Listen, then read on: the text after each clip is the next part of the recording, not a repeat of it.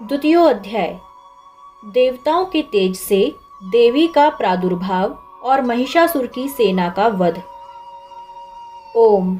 मध्यम चरित्र के विष्णु ऋषि, महालक्ष्मी देवता, उष्णिक छंद, शाकंभरी शक्ति, दुर्गा बीज, वायु तत्व और यजुर्वेद स्वरूप हैं। श्री महालक्ष्मी की प्रसन्नता के लिए मध्यम चरित्र के पाठ में इसका विनियोग है। मैं कमल के आसन पर बैठी हुई प्रसन्न मुख वाली महिषासुर मर्दिनी भगवती महालक्ष्मी का भजन करता हूँ, जो अपने हाथों में अक्षमाला, फरसा, गदा, बाण, वज्र, पद्म, धनुष, कुंडिका, दंड, शक्ति, खड़ग, ढाल, शंख, घंटा, मधुपात्र, शूल, पाश और चक्र धारण करती हैं। ऋषि कहते हैं, पूर्व काल में देवताओं और असुरों में पूरे 100 वर्षों तक घोर संग्राम हुआ था।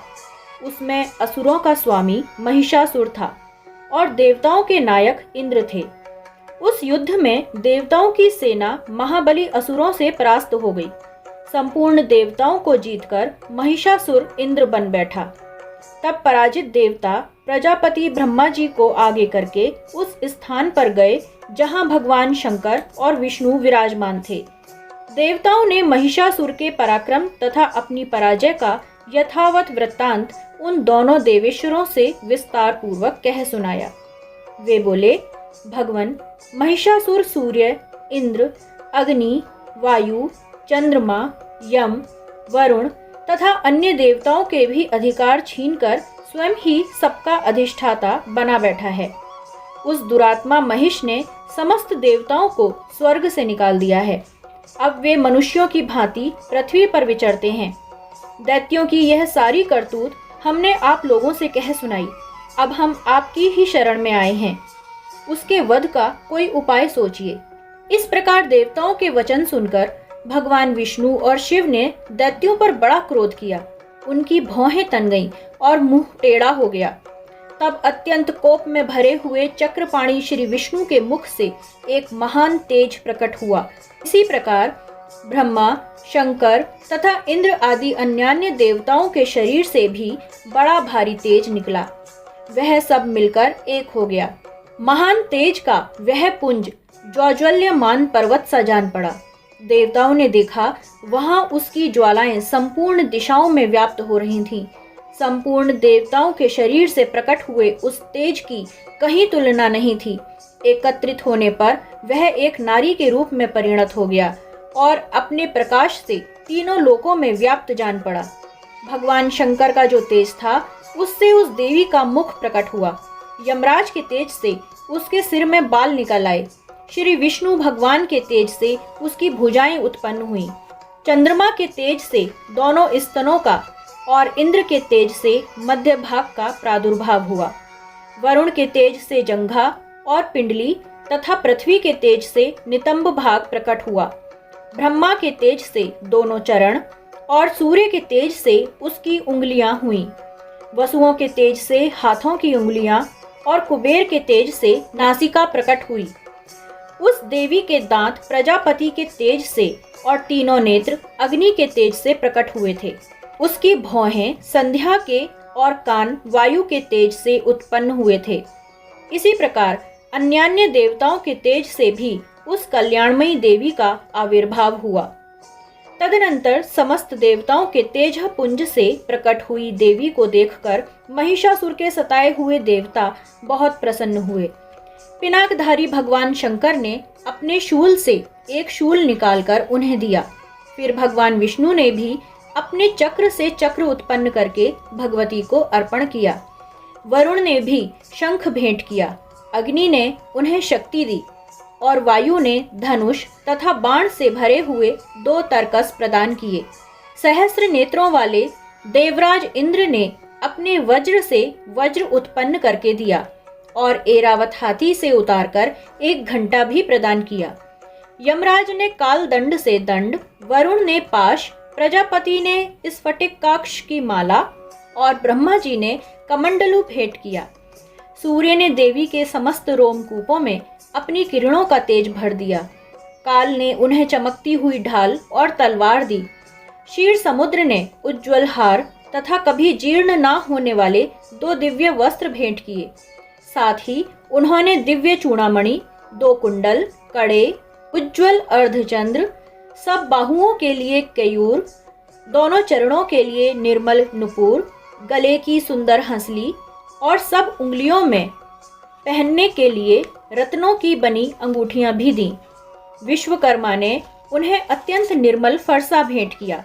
साथ ही अनेक प्रकार के अस्त्र और अभेद्य कवच दिए। इनके सिवा मस्तक और वक्ष स्थल पर धारण करने के लिए कभी न कुम्हलाने वाली कमलों की मालाएं दी। जलधि ने उन्हें सुंदर कमल का फूल भेंट किया। हिमालय ने सवारी के लिए सिंह तथा भांति भांति के रत्न समर्पित किए।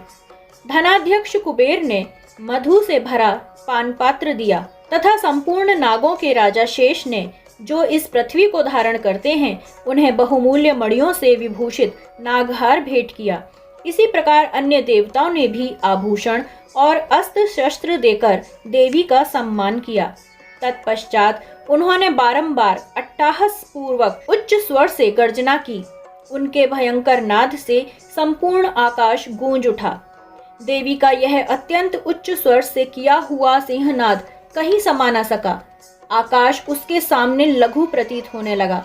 उससे बड़े जोर की प्रतिध्वनि हुई, जिससे संपूर्ण विश्व में हलचल मच गई और समुद्र कांप उठे, पृथ्वी डोलने लगी और समस्त पर्वत हिलने लगे।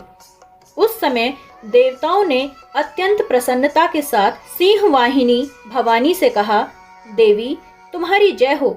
साथ ही महर्षियों ने भक्ति भाव से विनम्र होकर उनका स्तवन किया। संपूर्ण त्रिलोकी को शोभग्रस्त देख दैत्यगण अपनी समस्त सेना को कवच आदि से सुसज्जित कर हाथों में हथियार ले सहसा उठकर खड़े हो गए।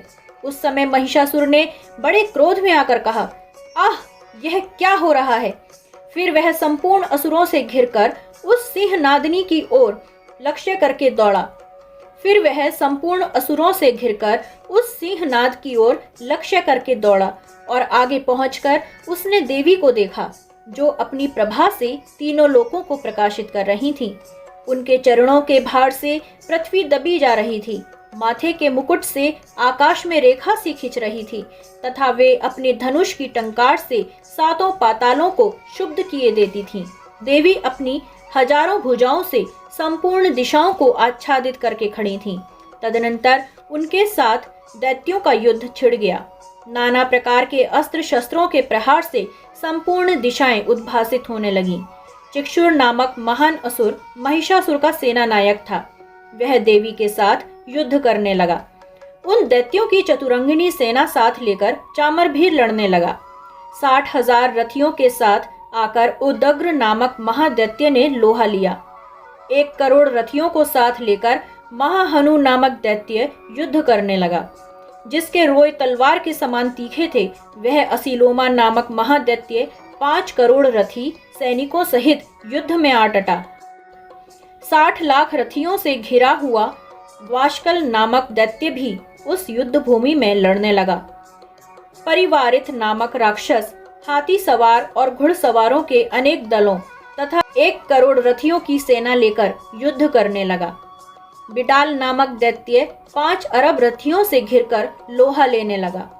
इनके अतिरिक्त और भी हजारों महादैत्य रथ, हाथी और घोड़ों की सेना साथ लेकर वहां देवी के साथ युद्ध करने लगे।